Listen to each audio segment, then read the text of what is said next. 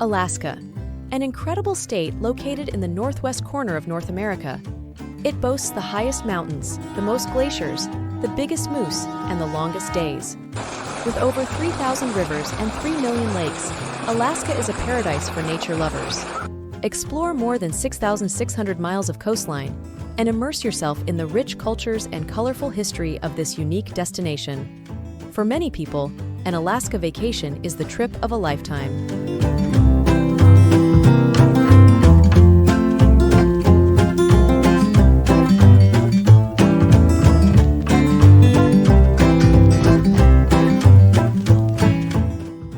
If you've ever looked up Alaska, you'll know it's a massive destination with countless attractions. Planning a trip there can be quite complicated, so remember not to cram all the destinations into one visit. Now, you might be wondering which place you should visit. Well, I've got you covered. In the later part of this video, I'll share the detailed itinerary for your trip.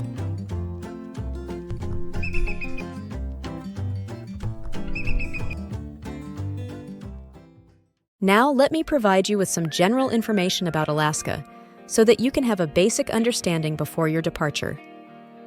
First, the best months to visit Alaska. To make the most of your trip and witness the incredible wildlife, glaciers, and breathtaking landscapes, I highly recommend visiting Alaska during the summer months, specifically from May to September. During this time, you can expect temperatures ranging from 55 degrees F to 70 degrees F, 13 degrees C to 21 degrees C. Enjoy 16 to 24 hours of daylight. Witness the blooming of leaves and flowers. Experience the rush of rivers, and have the best opportunities for wildlife viewing. However, it's important to note that between June and August, Alaska tends to be quite crowded and prices are higher. If you're on a tighter budget, consider planning your trip for May, early season, or September, late season, as you can often find discounts of about 10 to 25% on hotels, tours, and cruises.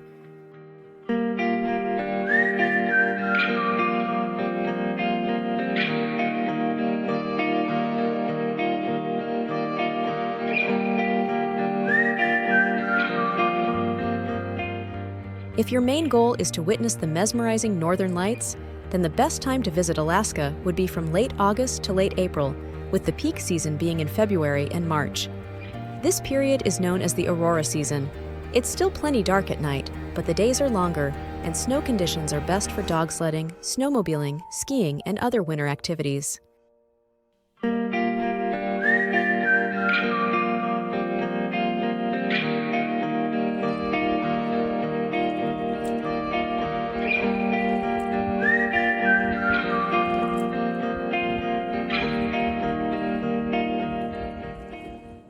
Second, guided tour versus self-travel.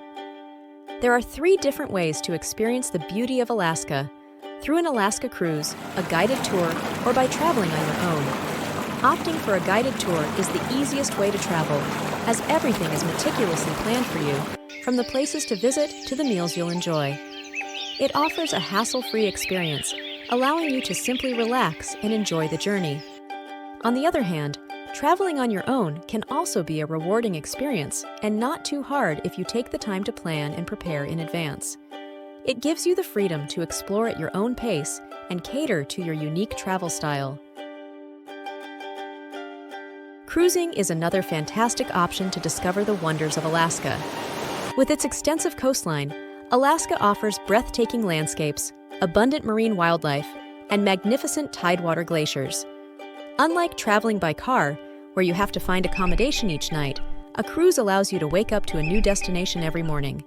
This not only saves time, but also adds an element of excitement to your journey.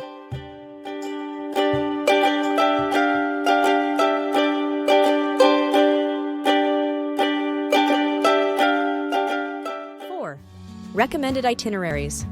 Now let's move on to the most important part of this video: where you gonna go and what you gonna do on your trip. Let me introduce you to the standard 10-day trip for the summer months.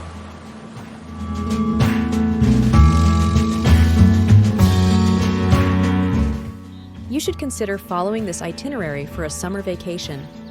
From my perspective, the best times to visit Alaska are either from mid to late May or early September. The early season provides a peaceful atmosphere as it is not too crowded, while September displays stunning fall colors. Nevertheless, keep in mind that both May and September can be quite cold, so be sure to pack your coziest attire.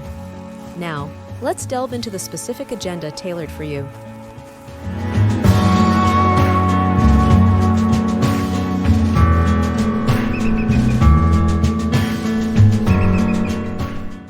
Day 1. Arrive in Anchorage and explore the downtown. Anchorage, the biggest city in Alaska, will most likely be your first stop on your journey to this stunning state. This is because the majority of flights will land at the Ted Stevens Anchorage International Airport. The city is a gateway to nearby wilderness areas and mountains including the Chugach, Kenai, and Talkeetna. Upon your arrival in Anchorage, you'll likely find yourself landing in the afternoon or evening, as most flights tend to arrive at this time. It's a good idea to settle into your accommodation and indulge in a delightful dinner. But if you're still full of energy and eager to explore this incredible place, there are plenty of activities waiting for you.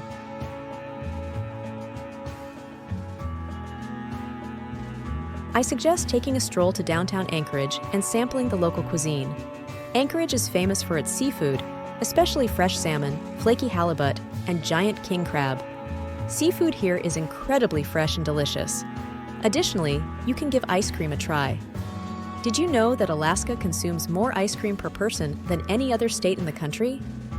There's a fantastic microcreamery called Wild Scoops that makes delicious seasonal ice creams using Alaska ingredients. They have flavors like wild berry, Alaska potato chip toffee with a fudge swirl, and many more. If you happen to arrive in Anchorage early, I highly suggest visiting the Alaska Wildlife Conservation Center. Strolling through the park may take about 1 or 2 hours, but the experience is truly amazing as you can get up close to the wildlife. Visitors often spot brown bears swimming, moose wandering, wood bison roaming, muskox playing, wolves posing, porcupines climbing, and more. Some animals are rarely seen by chance.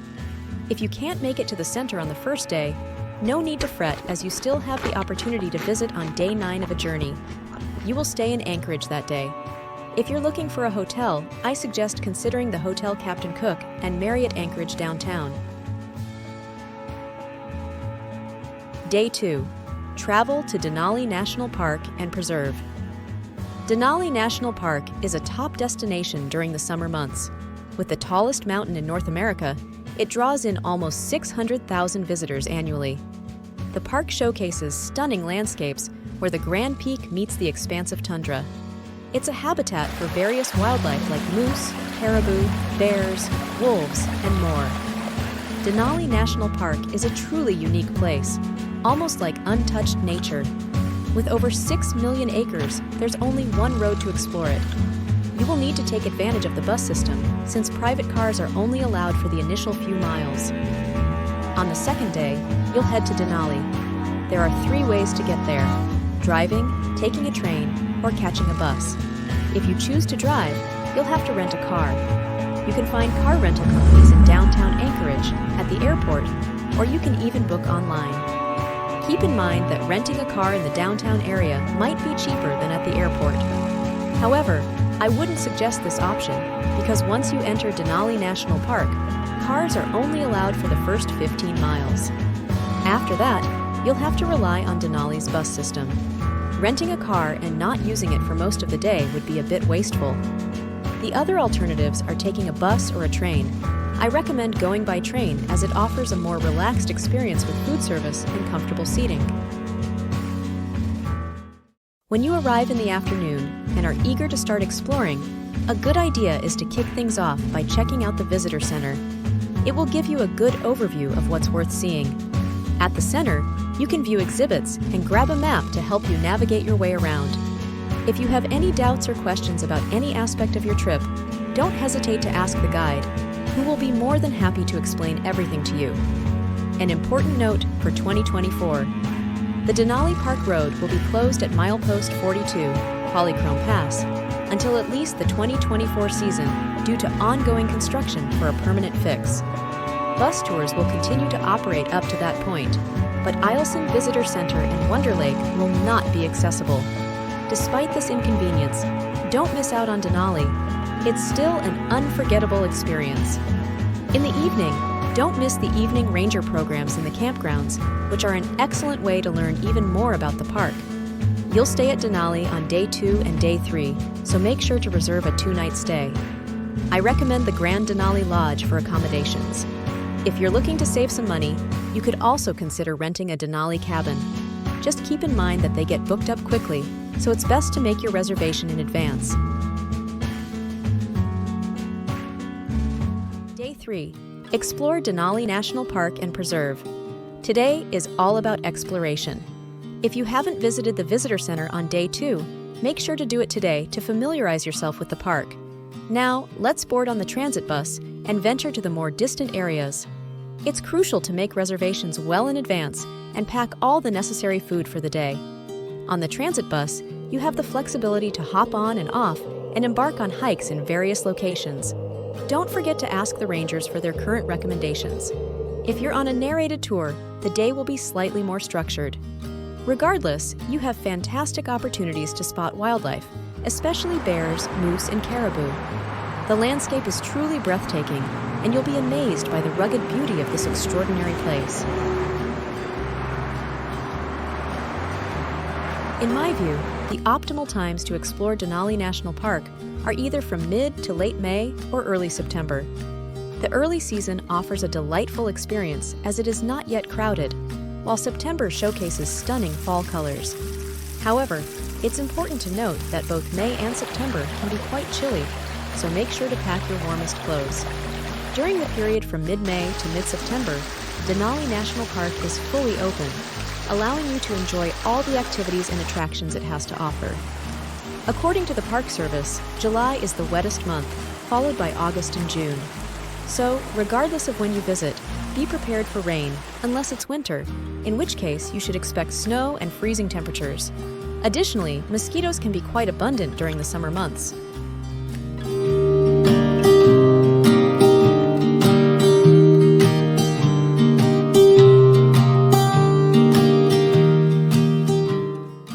Day 4. Denali National Park. Flightseeing and travel to Fairbanks. On Day 4, I highly recommend you take a Denali flight tour as the highlight of your entire journey.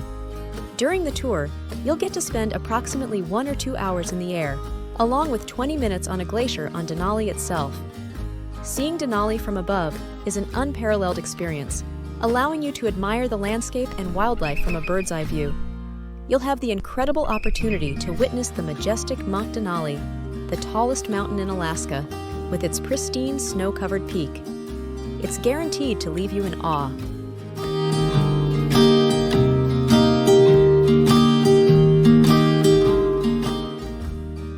After the Flightseeing tours, you will have more time for other activities before you head to Fairbanks. You might want to explore more hiking options. You can venture off the bus for additional hikes in the park. For the more daring, there's the option to raft the Nenana River. Imagine saying you've rafted in Alaska, or experience the thrilling zip line near the park entrance. In the afternoon, head to Fairbanks. You can choose to travel by car, motor coach, or train. Opting for a motor coach is the most popular choice among travelers due to its speed and affordability. This 3-hour journey is a great option, especially if you've already taken the scenic train ride from Anchorage to Denali. Sit back and relax while someone else does the driving. Most motor coaches arrive in Fairbanks in the late afternoon or early evening, giving you time to enjoy the day. If you didn't rent a car to get to Denali, take advantage of the bus system.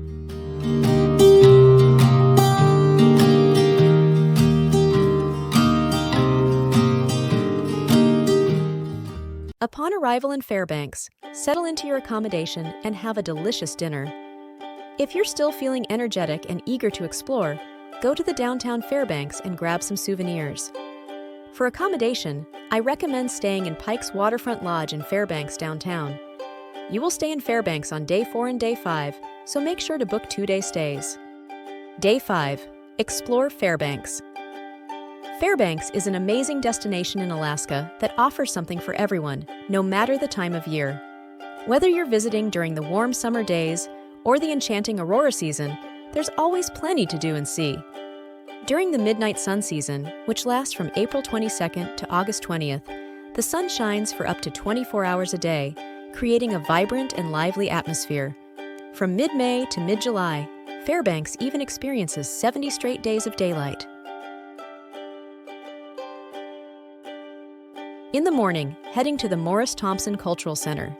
Situated in the heart of Fairbanks' downtown district, this center offers a wide range of attractions for visitors. As the official visitor center, it's the perfect spot to get information about things to do in Fairbanks and inquire about available tours and activities during your visit. Additionally, you'll find a small museum that provides insights into life in interior Alaska, the Alaska native cultures of the region, and the city's historical and industrial significance. Afterward, make your way to Chena Hot Springs Resort. Situated 60 miles, 97 kilometers, northeast of downtown Fairbanks, simply follow the Chena Hot Springs Road until you reach the resort. If you don't have your own means of transportation, you can either reserve a spot on the Chena Shuttle or book a guided tour from Fairbanks. Upon arrival, I suggest visiting the Aurora Ice Museum. Inside the museum, you'll have the opportunity to learn about the art of ice sculpting, admire an impressive collection of ice art, and take countless creative photos. The temperature inside the Aurora Ice Museum remains a chilly 25° F, 7° C, throughout the year, and it welcomes over 10,000 visitors during the summer, making it one of Fairbanks' most popular attractions. To avoid disappointment, it's advisable to arrive early as tours are offered every 2 hours throughout the day. Following a visit to the Aurora Ice Museum, you have the option to relax in the Chena Hot Springs or engage in various fun activities like horseback riding, hiking, biking, fishing, and ATV rides. Chena Hot Springs, a locally operated facility, has remained successful over the years by offering the chance to soak in hot spring pools fed by natural waters. The outdoor pool is particularly popular during winter, although the springs are accessible year-round. While Chena Hot Springs receives mixed reviews online, I believe most are unjust or come from disgruntled locals. It's important to note that Chena Hot Springs may not offer a luxurious 5-star spa experience, but such high-end experiences are rare to find in Alaska.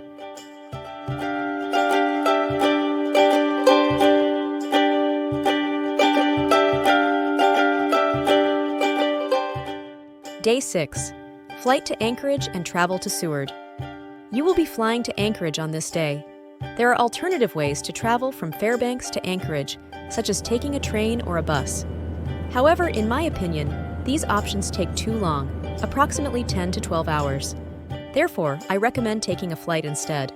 It is a one-way flight, and the cost is relatively low, around $100–200. To ensure a lower price, it is advisable to book everything in advance once you have finalized your travel plans. The flight duration from Fairbanks to Anchorage is approximately 1 or 2 hours. Considering the time it takes to reach the airport, we can expect you to arrive in Anchorage around lunchtime. In the afternoon, heading to Seward. You have the option to either drive or take a train to Seward. However, driving is the preferred choice as it only takes 2–3 hours to reach Seward, and having a car will greatly enhance your Alaska itinerary. Upon arriving in Seward after driving from Anchorage, you will have some time to explore the city. I suggest spending some time at the Alaska Sea Life Center located in downtown Seward. There, you can observe otters, seals, sea lions, seabirds, and even a small salmon ecosystem. The center offers interactive exhibits, demonstrations, and the opportunity to book a puffin encounter. The only thing you won't find at the Alaska Sea Life Center are whales, as they tend to explore the waters just beyond the facility. You will spend the night in Seward on the 6th day of your trip. I suggest staying at the Harbor 360 Hotel, which offers a breathtaking view of Seward Harbor. Rooms tend to fill up fast, so it's best to make a reservation well in advance.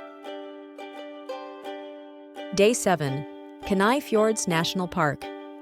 Kenai Fjords National Park is located just outside the town of Seward in south-central Alaska. There is some helpful information for you, including Kenai Fjords National Park does not charge an entrance fee. Dogs are not allowed on any trails in Kenai Fjords National Park or on the boat tours. Leashed dogs are allowed in the parking area only at Exit Glacier. Cell phone coverage. It varies depending on where you are in the park and your service provider. There is no cell service at Exit Glacier. Some companies have some service in parts of the Harding Icefield Trail, but some do not. On the boat tour, you'll have cell service near Seward, and the signal comes and goes depending on your provider once you're out of town. Restrooms. There are restrooms at the Exit Glacier parking area. There are marine heads, the boat word for a small toilet similar to an airplane toilet, on the day boats. To travel around Kenai Fjords, you can take a boat tour or a cruise to see the glaciers and wildlife, explore on smaller watercraft such as kayaks, hike some of the most beautiful terrain in the world, or see it all from the air. Cruise is the most popular way to travel around Kenai Fjords. I recommend you take it for the trip to Kenai. Most tour operators provide a half-day cruise with a focus on wildlife, including whale watching. They also offer a full-day cruise that delves deeper into Kenai Fjords, taking you to more open waters and closer to a tidewater glacier. Opting for one of these tours while in Kenai Fjords National Park is highly recommended for unparalleled wildlife sightings and stunning park scenery. If you're torn between shorter and longer tours, it's advised to choose the longer option for glacier views and increased wildlife spotting opportunities. Spending more time on the water equals a higher likelihood of encountering marine animals.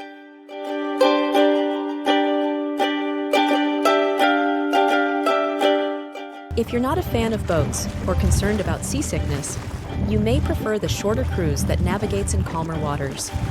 While some areas may still be affected by ocean swells, it's advisable to take seasickness medication before embarking as a precaution.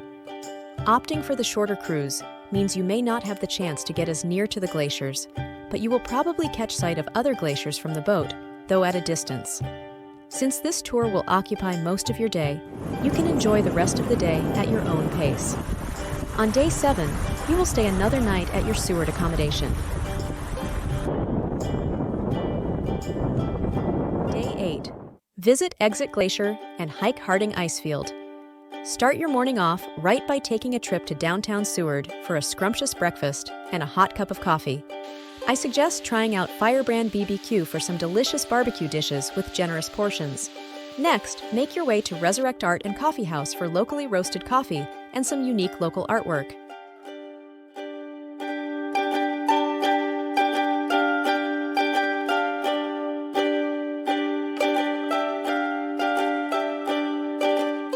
Now, make your way to Exit Glacier, which is located about 12 miles, 19 kilometers, northwest of Seward. You can drive yourself or take a shuttle from Seward if available. When you head to Exit Glacier, make sure to get by Exit Glacier Nature Center. It's the perfect place to gather all the necessary information about glacier hikes and learn more about Exit Glacier itself. Now let me introduce to you what makes Exit Glacier one of the most well-known glaciers in the world. Exit Glacier, situated in Kenai Fjords National Park near Seward, Alaska, stands out as one of the most renowned glaciers globally due to its unique features and educational value. An alarming fact about Exit Glacier is its rapid retreat over the past few decades, mainly attributed to climate change.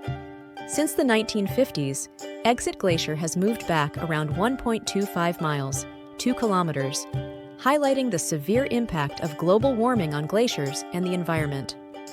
You can observe the glacier's retreat firsthand, with markers along the trail showing where the glacier's edge used to be in previous years. This serves as a poignant reminder of the pressing need for climate action to safeguard our planet's natural beauty for future generations. In addition to the glacier, you can also enjoy stunning scenery, hiking, and wildlife spotting activities in the surrounding area. You will spend the morning exploring Exit Glacier. Take the Exit Glacier Trail, which offers various viewpoints of the glacier and its surrounding landscape. Allow time to explore the glacier up close and enjoy the scenic beauty of the area. For lunch, pack a picnic to enjoy at one of the designated picnic spots near Exit Glacier. Bring sandwiches, snacks, and lots of water to recharge after your morning exploration. Following lunch, you can either drive or utilize a shuttle to reach the Harding Icefield trailhead, which is situated close to the Exit Glacier Visitor Center. The trailhead is approximately 8 miles, 13 kilometers, away from Exit Glacier. From there, embark on the Harding Icefield Trail, a demanding yet fulfilling hike spanning 8.2 miles, 13.2 kilometers round trip. As you ascend towards the overlook, the trail presents breathtaking vistas of the surrounding mountains, glaciers, and ice fields. Depending on your pace and the duration you spend at the overlook, allocate 6-8 hours for the hike.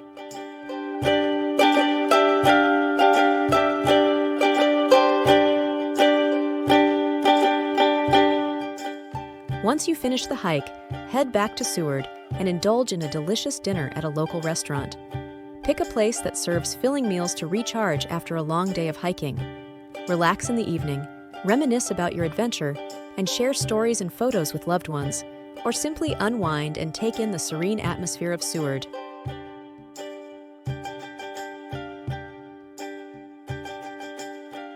Day 9, Alyeska Nordic Spa and Portage Glacier. During your final day of exploring Alaska, you'll have some flexibility to enjoy. Although I wouldn't suggest staying at the Alyeska Resort, I highly recommend treating yourself to a session at their newly opened Nordic Spa. It's a truly delightful place to unwind and rejuvenate as your journey comes to an end.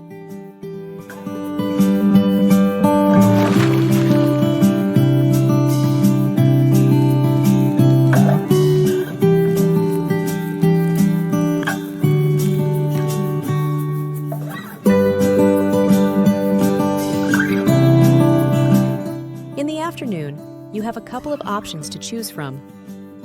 1. Consider taking a Portage Glacier tour. The Portage Lake Cruise offers a delightful 1-hour experience where you can learn about glaciers and the fascinating features of the Portage Valley from knowledgeable naturalists. You'll even have the opportunity to get up close to the glacier. The cruise provides both indoor seating and outdoor viewing platforms. Unlike the longer day cruises from Whittier or Seward, which are also fantastic, this trip offers a more relaxed pace. If you're looking for a shorter and more affordable boat adventure to a glacier, this is the perfect choice. It's also ideal if you're concerned about seasickness on larger bodies of water. The Portage Lake Cruise operates 5 times a day and lasts approximately 1 hour. The cost is $45 for adults and $25 for children. 2. Alternatively, you can visit the Alaska Wildlife Conservation Center. This facility is home to many species of native Alaskan animals, some of which live there permanently while others are in rehabilitation. It's a great opportunity to see some animals you may have missed during your travels.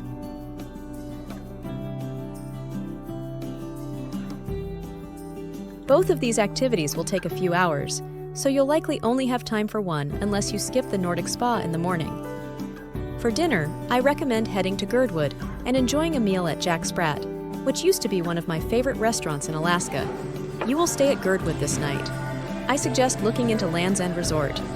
Despite some mixed reviews online, it offers a beautiful beachfront view at a reasonable price. It might be worth a shot.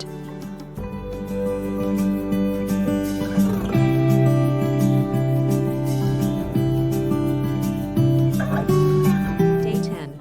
Return Anchorage. On your final day of this Alaska itinerary, simply make your way back to Anchorage from Girdwood, which is approximately a 60-minute drive. If your flight is scheduled for the late afternoon, you'll have ample time to explore. I suggest visiting McHugh Creek, situated along the picturesque Seward Highway to the south of Anchorage. McHugh Creek offers breathtaking hiking trails, stunning mountain vistas, and opportunities to spot wildlife. The McHugh Creek Trail is a popular choice, providing a moderate hike with views of the creek, surrounding mountains, and Cook Inlet. If you still have some time left, consider visiting Potter Marsh, a wetland area located south of Anchorage along the Seward Highway. Potter Marsh is renowned for its diverse birdlife and scenic views of the nearby mountains. Keep an eye out for ducks, geese, swans, and other bird species that call the marsh their home.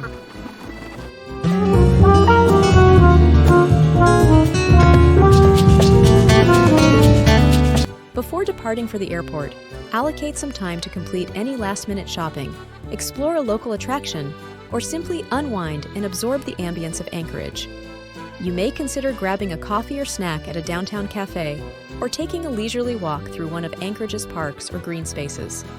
As your trip draws to a close, it's now time to make your way to Ted Stevens Anchorage International Airport and board your flight back home. Thank you for accompanying me on this extraordinary journey. Until we meet again, may your future travels be filled with awe-inspiring experiences, and may the adventurous spirit of Alaska forever ignite your wanderlust. Have a safe journey and farewell from the last frontier.